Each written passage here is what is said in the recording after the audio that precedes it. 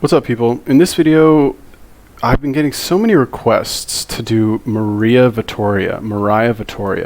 I don't know why. Like, did she say something that, like, recently that, like, now you guys, like, really want, like, me to, like, talk about her again? Like, I don't want to pick on this girl too much. Like, I made my last video and, like, you know, is there, like, this is...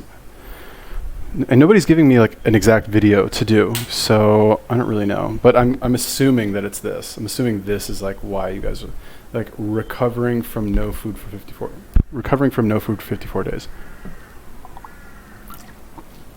All right. 15 minutes. Ugh. A break from YouTube. Yeah,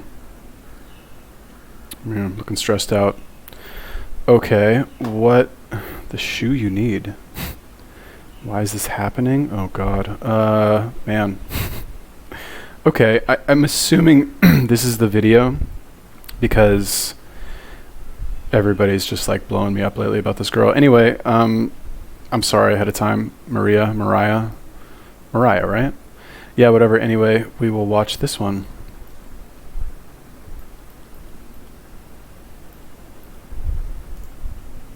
Oh, if you guys have any... So, how long does it take to recover? If you guys have any other recommendations for YouTubers or videos, let me know. Yeah.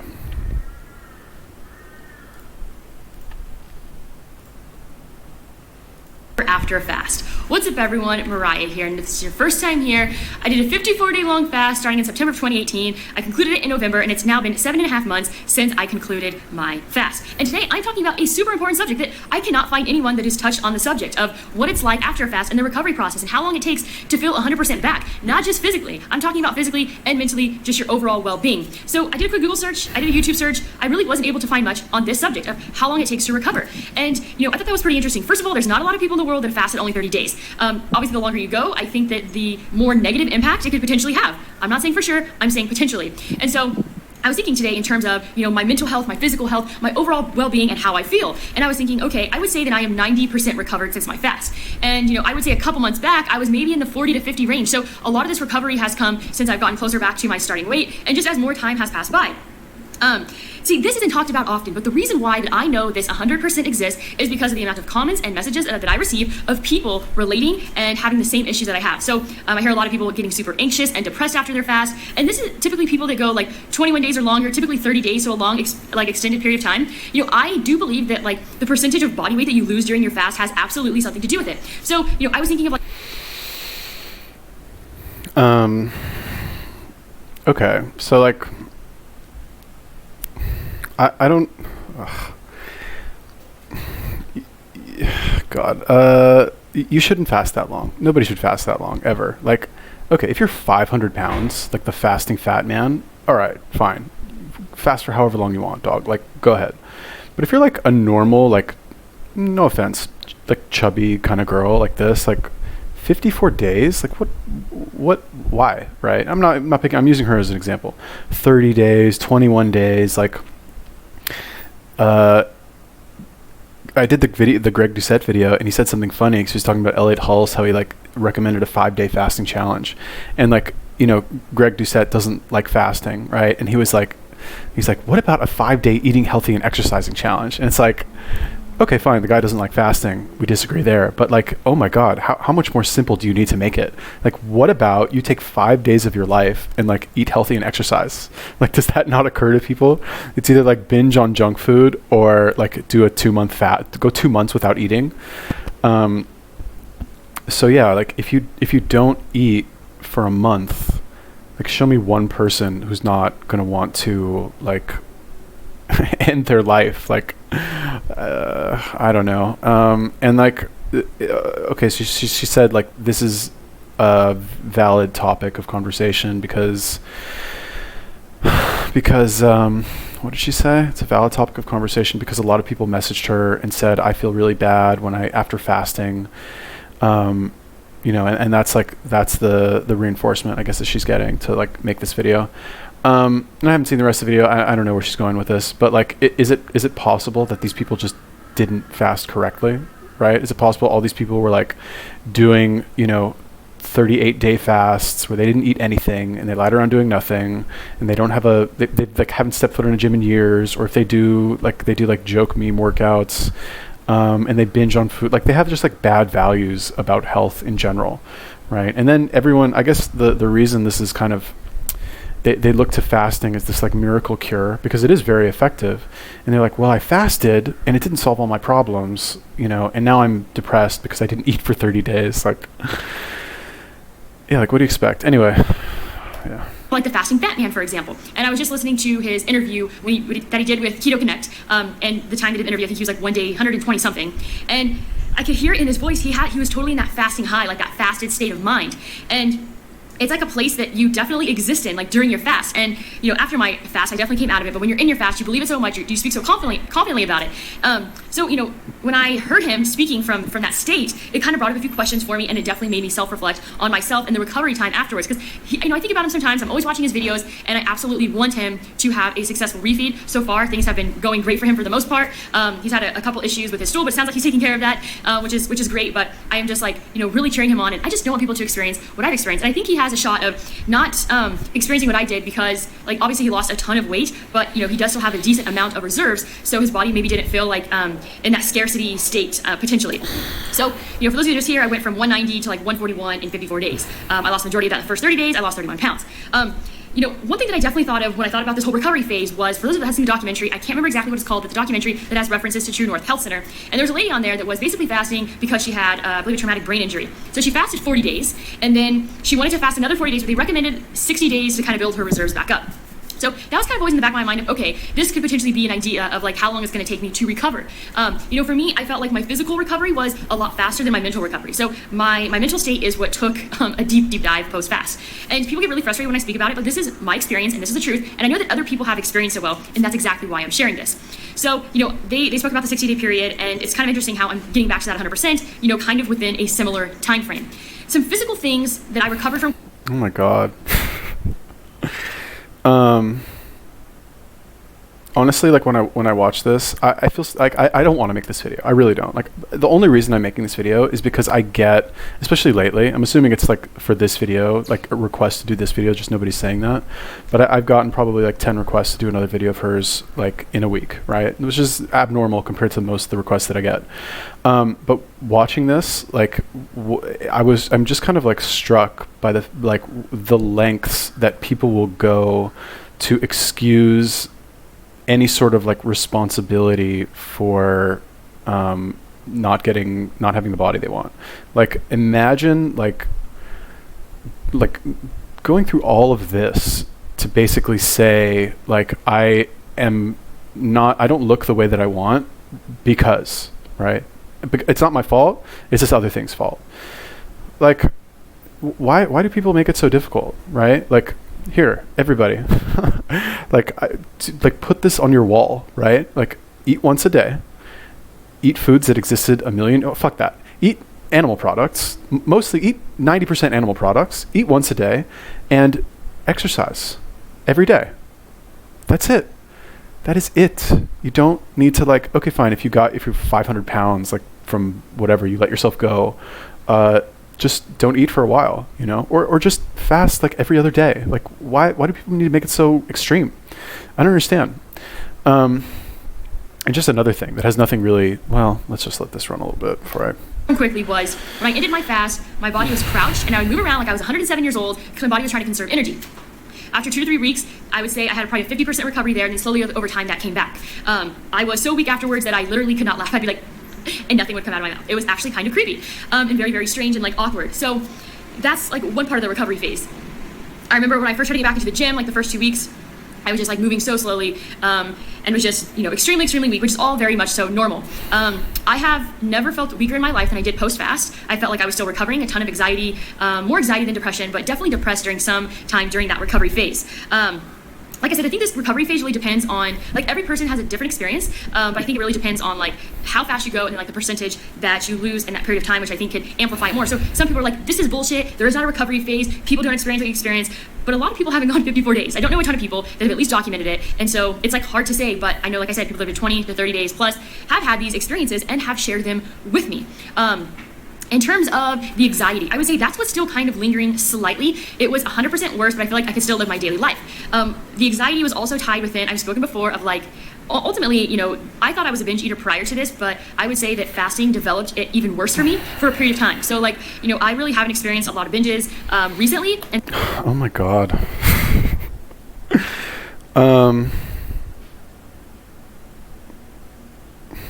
All right. Like, this is like saying, you're like, I did something the wrong way and I'm experiencing negative effects. So if you do something the wrong way and you experience negative effects, I'm going to tell you about how, like, all these negative effects that I had so that you don't feel bad about doing it the wrong way when you experience negative effects. Is that what's the intent of the communication here?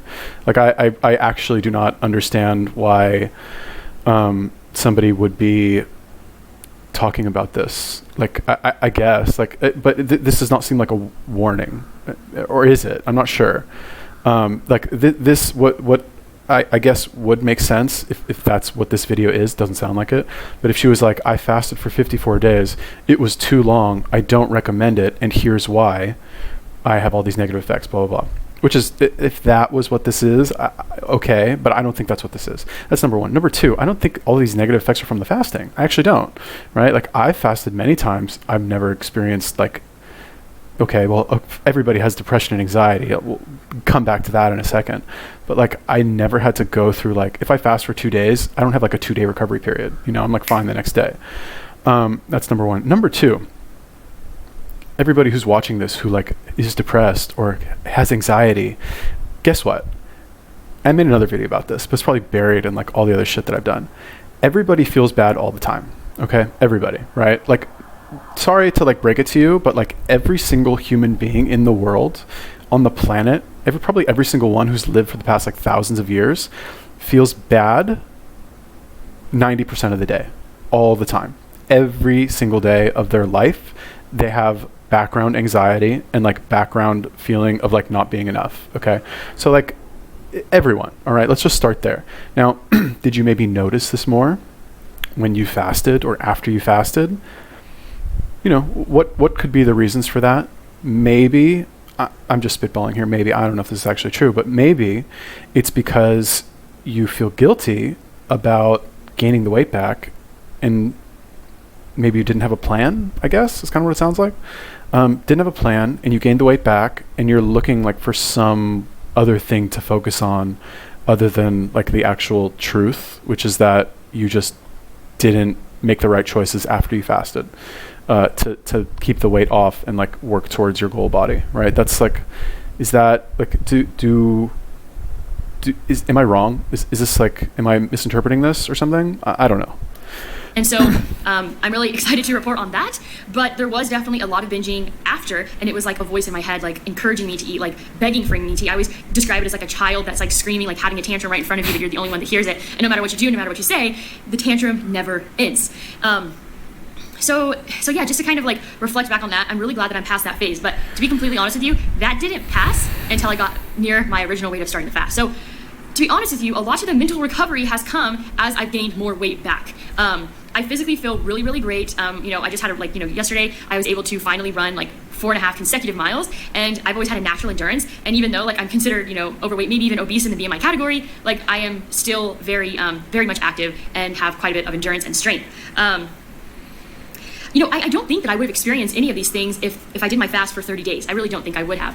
I think that after day 4, I think if I even would have stopped at day 47, I would have been good. I really should have stopped the day that, like, I was so weak. Sitting up was exhausting. I had to just, like, lay down all the time. I literally just lay down for the majority of my day. And that's when I probably should have ended it. I do think that I took it too far. And a lot of this is my fault, ultimately. Like, I just, a thing that would play over in my head was, when I followed the snake diet and he said, it's even the title of a video, someone tried to tell me this wasn't true, like, fast down to the bone. I took that way too seriously. But, and I also didn't get coaching from the beginning. I was like, I could do this on my own. I don't know if I would have been steered away from it at all, but the truth of the matter is that the time that I did that, and I did get in touch with him, he had never fasted anyone over 40 days. So I was kind of going into, like, unknown territory of someone that he hasn't really dealt with before. And my thing is not to place blame. That was just, like, my whole thing was, like, fast to the bone, fast to the bone, fast to the bone. And like I said, I took that way too seriously. And I really should have probably ended it sooner. But, then it was kind of like, you get into the state where you're like on such like a roll and a path, and you're just like so, it's like tunnel vision when you're like getting into those like day 40s plus that like you don't even want to listen to anyone. Like, people are telling you to stop, and you're just like so headstrong. You just want to keep going and keep going and keep freaking going. So like I said, it's been 7.5 months. I feel like I'm 90% recovered. So that's interesting what she said about Cole saying fast to the bone. So like when I heard that, because I've heard him say that many times, and to me it makes sense, right? Because I'm lean, you know, and if I fast to the bone, I'm still gonna look good, you know, like I'm gonna look like super shredded, like head turning, right? But for somebody who's like obese, and I think when he says that, I think he's thinking of himself, because he's also a fit guy. And for him to shred, fast to the bone, whatever he said, that's good advice for somebody who's lean, who's like muscular, who like exercises and will recover properly after a fast, by eating like, you know, nutrient food, like actual food, not binge eating, you know, whatever she's eating. And I think, you know, that should, I think, be clarified a little bit, because you have all these like overweight or obese people who think like fast, that like she said, right? And to be fair, that's a fair, like that's an honest mistake, I guess, because when you hear somebody say that, you know, that's what you're going to think. But I think that statement's intended for lean people or fit people or like, you know, yeah, like athletic people. She said she can run 4 miles. That's good. That's nothing to sneeze at. Like running 4 consecutive miles, that's a lot. So, you know, I'm not saying that like you can't be fit if you weigh like 180 pounds as a girl or whatever she weighs. Is it ideal, right? Like this whole idea of like, I feel better because I'm fatter now and I can still run 4 miles, therefore this is okay, right? I think that is like, it's just high level cope, right? Like, is it so hard really to eat, like to give up your, I don't know, what does she even eat? Like, I don't know, cookies or ice cream or whatever. Is it so hard to give that up and eat something else in order to have like a top 0.01% body? I think for a lot of people, I think it is, actually. Now that I hear myself ask that, I think some people just aren't, they're just not ready for that. They just don't want it for whatever reason. Speaking from personal experience, you know, I like when I make these videos, I talk about health and being athletic, blah, blah, blah. This has not come from like some desire of mine to like be like a healthy person. Like I don't actually care. Like if exercising and like having a 6-pack like wasn't healthy, I would still do it. I would actually still do it. It comes from like me, well, this is like the old me, maybe still the current me, but like being just like insecure as a human being and thinking to myself that like nobody would like me unless I was like super fit and like ripped and like all this stuff. And you know, it does help for sure. Like people are nice to you when you're in really good shape, like period. But that was like mainly my motivation, especially when I was starting out, first couple of years. Like that was what kept me going. And really, honestly, I guess that's still really what keeps me going, you know, like to the point, if I live in a place where I have no opportunity to like, not necessarily show off, but like, I guess let's call it show off, right? Take my shirt off or go to the beach or whatever.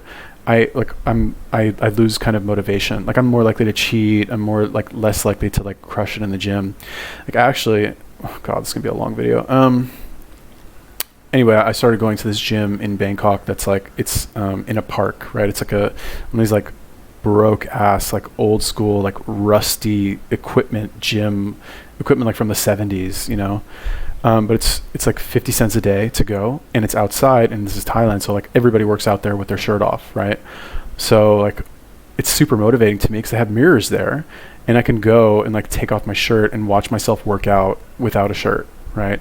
And like you're conscious of other people looking at you. I mean, I am, at least, which is further motivating, right? I'm going to stay there for an extra 20-30 minutes a day, right? Even like let's say that wasn't there, I had my shirt on and there were no mirrors, I would do like the bare minimum, you know? And I think honestly, like in this situation, that's really that seems to be missing. Like if and I don't know where she lives. I don't know like if it's like warm or whatever where she lives, but like if you, well, I don't really know actually. Now that I think about it, I think you kind of need to have that underlying desire to show off that stems from insecurity in order to have that motivation, which, to be fair, it doesn't seem like she has that. She seems like a little bit more secure in who she is, which I guess is a good thing. But if that good thing is leading you to, like, I guess not be as healthy as you could, Physically, I feel like I'm completely recovered. I would say the recovery that I'm now searching for that 10% is more mental and maybe a little bit spiritual in a sense as well, and mindfulness. So, that 10% I'm looking for is all like mind oriented. I think that I'm even kind of struggling in terms of like the point of pushing past resistance, because the last time I pushed past resistance, there was a lot of pain that followed. So, I'm kind of having a difficult time pushing past resistance. And I always think of that in terms of like at the gym and like my gym activity. So I'm kind of like re-strengthening that muscle as well of like pushing past resistance. And I had like a great opportunity to do that yesterday when I was running, I ran for like 57 minutes straight. So that definitely, there's like a mind factor to deal with that. Like I mentioned, the True North Health Center and that documentary, that, that recovery time, it's just so different from the refeed phase. There's the refeed phase and then there's like the recovery phase. I think the only way to really prevent this from happening is to just tread lightly. So like I said, if I did this all over again, I wouldn't have gone 54 days. People tell me all the time how I'm such an inspiration for going 54 days. And that is the most uncomfortable thing to acknowledge, because how can I be so inspirational when I feel like the fast came to stab me in the back? This is the thing. People always say, hey, our ancestors, they fasted. That was part of their life. They feasted and they fasted and they feasted and they fasted. I agree. I completely get that and I completely understand that. But this is the thing. They did that from day one. I went 26 years eating every single day of my life to then doing like a 78-hour fast and then 54 days. No. Like that was, I hate to say it, but I feel like I put my body through serious trauma, and that's why it took so long to recover. I don't like to use the word trauma because this is self-inflicted, and I feel like trauma is like an outside, uncontrollable source when you talk about people and traumatic things they've experienced. And I almost feel like I don't deserve to use the word trauma because this is all self-inflicted, and I did this to myself, and I take full responsibility for the decision that I made to go so long. But I do feel like my body experienced trauma and that it's recovering from that trauma. Someone also described once that, it sounds like mourning, like my symptoms are like mourning symptoms. It's like people mourn after a traumatic loss, so I didn't lose anyone, but my body went through a very traumatic experience. And it kind of felt like I like regrew a leg in a sense, or just like regrew. There's just like growth that happened. It was like I really broke my body down and then like rebuilt it back up. And obviously that was through weight gain, but it's just really hard to describe exactly what I'm trying to convey with this particular thing. But I hope that makes somewhat sense. So yeah, like I said, I just don't think that going so long is natural. I should have done like shorter fasts and then, just extended it over time. Like a lot of shorter fasts, I think would have been a lot more beneficial than going the full 54 days. At the end of the day, I do think I put my body through too much trauma. I think too much probably cortisol levels, and it backfired on me. And I made this video to not bash fasting. I love fasting. I just did a fast. I try to do OMAD as much as possible, or intermittent fasting. I think fasting has tremendous benefits, but I think there's a right way to do it and there's a wrong way to do it. And in one sense, I did it in a wrong way. And I'm more than happy to share that failure, and I really just don't want this to happen to other people. And that's why I make these videos, to warn people. It's never about anti-fasting. I am so pro-fasting, but at the end of the day, my new words, and I even say them out loud to myself, is tread lightly. I did like a 3-day fast recently, and I was like, well, maybe I could just go 30 days. And I'm just like, stop, Mariah. Stop, breathe. Think about when you did that last time. Tread lightly. So those are the words I have for you. I have those words for me as well. I forget sometimes, and I have to remind myself, but All right. Good. Very good. All right. So like, again, the last video that I made, wow, was I hard on her? I don't know. Maybe. Funny story. So like, well, maybe not really funny, but it doesn't really have anything to do with this, I guess. Well, kind of. But anyway, whatever. So when I graduated high school, or when I was like 20 years old or something, I was going to community college, and I was like, I got into some trouble, right? And it was pretty bad, right? It was like, for me at the time, it was pretty bad. And I was still kind of living in the same neighborhood that I'd gone to high school in, or I'd left and then came back, right? And a lot of other people who I'd gone to high school with were also still kind of living there. And I noticed after I had like come back that a lot of people, when I would see people that I knew from back in the day, we would talk. If I hadn't seen them for a while, we would talk, and they'd be like, "So, how's it going? How you doing?" Right? Like this kind of like, I've heard about what happened, and I want to talk to you about it, but I don't want to bring it up, so I'll let you bring it up if you want, right? Basic, and the point, and like ever since then, I guess I learned to like recognize. I don't know if this is what's happening here. Just kind of reminded me of that. I learned to like recognize this like indirect way of communication of like people responding, people addressing something without explicitly addressing it, if that makes sense. So anyway, the point is that I kind of feel like that's like like is this like a secret response to my video or something? Is that like have I made it on YouTube that people are now responding to my videos? Maybe. Anyway, good for her for like admitting, or I guess further explicitly stating that she shouldn't have done it. It's a mistake. Or I don't know if she said it's a mistake, but like she did it for too long. Shouldn't do it that long. Should do short or fast. Like that's all. That's very good. And I know at the end of the day, like we all on some level want to know why we're experiencing certain negative effects. We're curious. We want to know. We want to analyze. We think it's going to help us in the future. But again, so there's a very, like, I was listening to a Tony Robbins book a long time ago. I don't remember which one, but anyway, he's talking about how he went to go, he went for one day to like go drive like around a NASCAR track with some NASCAR driver, right? And he said that when he was driving on the track, like the driver, professional driver, I don't remember who it was, but like some professional driver was talking to him, and he was like, listen, if you skid out, right, and you're trying to like spin out of the skid, don't look at the wall, right? Because like, a track, you have like the track and then the wall around the track, right? And like if you look at the wall, you'll crash into the wall is basically the point, right? So like Tony was, tells the story, he's driving in the car, the driver's sitting next to him, and like he's going around the track, starts to skid out, and like instinctively, like the car, I guess, starts to like skid towards the wall, and he like, you look at the wall, right?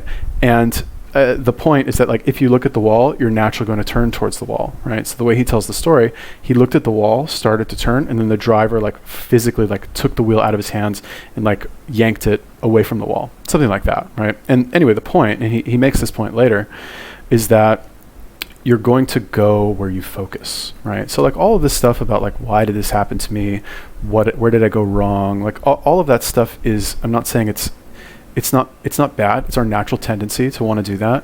But if instead you just choose to focus on the things that you should be doing and not focus on the things that you shouldn't be doing, if that makes sense, right? Then you're much better off.